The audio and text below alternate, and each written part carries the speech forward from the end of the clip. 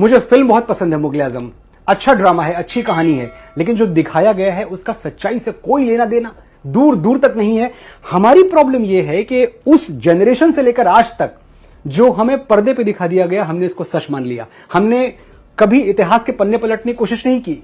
हमने the great Mughal मान लिया और यह नहीं सोचा कि जिसको हम द ग्रेट मुगल कह रहे हैं ये वही आदमी है जो आगरा के किले के सामने मीना बाजार लगवाता था और लड़कियां जाके पसंद करता था, अपने हरम में भेजता था। और फिर आप गलती करते हैं कि एक फिल्म बनाते हैं जिसका नाम है जोधा अकबर। मतलब जोधा अकबर आप उसे लव स्टोरी की तरह प्रेजेंट करते हैं कि ये बड़ी शाश्वत प्रेम कथा है जोधा अकबर। वो तीसरी पत्नी थी। अगर यहां भी बात रुक जाती तो हम मान लेते कि चलो अच्छी लव स्टोरी थी। तीसरी पत्नी के साथ अकबर ने जिंदगी भर शादी का पवित्र बंधन निभा दिया। जोधाबाई के बाद 9 शादियां की हैं। कुछ इतिहासकार ये भी मानते हैं कि तकरीबन 36 शादियां की थी अकबर ने। ये कौन सी मोहब्बत थी? ये कौन सी मोहब्बत थी जो कभी रुकी ही नहीं? ये कौन सी मोहब्बत थी कि 1562 में अकबर जोधाबाई से विवाह करते हैं और 21 जून 1576 को पूरा मालवा उजाड़ देते हैं, बाज बहादुर को मार देते हैं, रानी रूपमती खुदकुशी कर लेती हैं क्योंकि रानी रूपमती के रूप का वर्णन सुन के यह आदमी पागल हो गया था। अकबर के बारे में ये सुनते रहते हैं कि भेष बदल के घूमते रहते थे। भेष बदल के घूमते थे, क्यों घूमते थे? भेष बदल के प्रजा का हालचाल जानने के लिए घूमते थे। ये तो झूठा इतिहास है जो हमें पिलाया गया है। सच ये है कि भेष बदल के हंटिंग ग्राउंड में घूमते थे, वो शिकार करने के लिए घूमते थे कि किसका शिकार करें। और ऐसा ही एक दिन था, इतिहासकारों ने लिखा है, जब अकबर रात के वक्त भेष बदल के घूम रहे थे और एक जगह नुक्कड़ नाटक चल रहा था। तो उस नुक्कड़ नाटक में जो कलाकार था वो रानी रूपमती की सुंदरता का वर्णन कर रहा था कि कैसे दुनिया में रानी रूपमती से ज्यादा सुंदर कोई और नहीं है। अकबर उस समूह में जो वो नाटक देख रहा था वहां खड़े हो गए और सुनते रहे बहुत देर तक।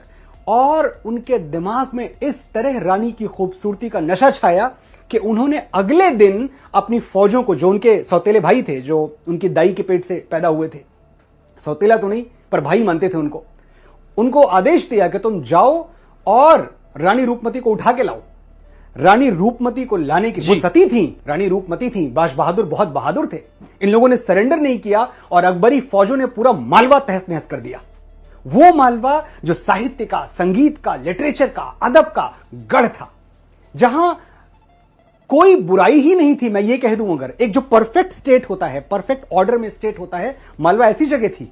अकबरी फौजों ने सब बर्बाद कर दिया। यह जोधाबाई से शादी के तकरीबन 14 साल बाद की घटना है। तो अकबर तो कहीं रुका ही नहीं। जब तक जिया अपनी हवस, अपनी वासना का पुजारी बना रहा। आप उसे मेरा हीरो ना बताएं। आपने आज तक बताया, मैंने आज तक मान लिया, अब मैं नहीं मानूंगा। अब मैं जाग चुका हूं और मेरे साथ करोड़ों हिंदुस्तानी जाग चुके हैं। जब हमें बताया जाता है कि हम इतने साल मुगलों के गुलाम रहे, अरे ये तो जो सिलेबस में पढ़ाया गया है वो झूठ है। हमें कभी यह क्यों नहीं पढ़ाया गया कि हमीर सिंह ने, महाराजा हमीर सिंह ने मोहम्मद बिन तुगलक को 6 महीने बंदी बना के रखा? ये चैप्टर में कहां है? कौन सी टेक्स्ट बुक में यह पाठ है? हमें क्यों नहीं बताया गया कि महाराणा कुंभा ने खिलजी को महीनों कैद में रखा? हमें क्यों नहीं बताया गया कि महाराणा सांगा ने दिल्ली के सुल्तान इब्राहिम लोदी को खटोली के युद्ध में पराजित किया और बुरी तरह पराजित किया? हमें 7वीं सदी क्यों नहीं गिनवाई जाती, जब बप्पा रावल ने मोहम्मद बिन कासिम को ईरान तक दौड़ा दौड़ा के मारा था? ये सब हमें नहीं पढ़ाया जाता। हमें तो पढ़ाया जाता है कि भारत में मुगलों का राज था, जबकि उनकी सल्तनत तो भारत की सल्तनत नहीं थी, दिल्ली सल्तनत थी। यानी कुल मिलाकर दिल्ली के इर्द गिर्द राज करते थे।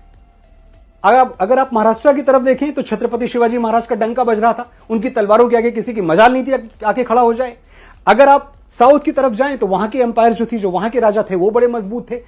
राजस्थान कभी ये पूरी तरह ले ही नहीं पाए, गुजरात की तरफ ये पहुंचे ही नहीं। हम कहां की बात कर रहे हैं? क्या मजाक है ये?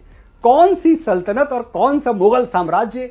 जब हम एक वर्ड यूज करते हैं ना, the Mughal of music, the Mughal of this, the Mughal of business, पहली बात तो ये सोच बदल दीजिए, क्योंकि ये सिर्फ भगोड़े थे और ये बाद में लुटेरे थे। इनकी तीसरी कोई पहचान नहीं है। भगोड़े और लुटेरे, तीसरी पहचान जो दी है वो इस देश ने दी है और हमारी नपुंसकता ने दी है, क्योंकि हम चुपचाप सुन गए और सह गए।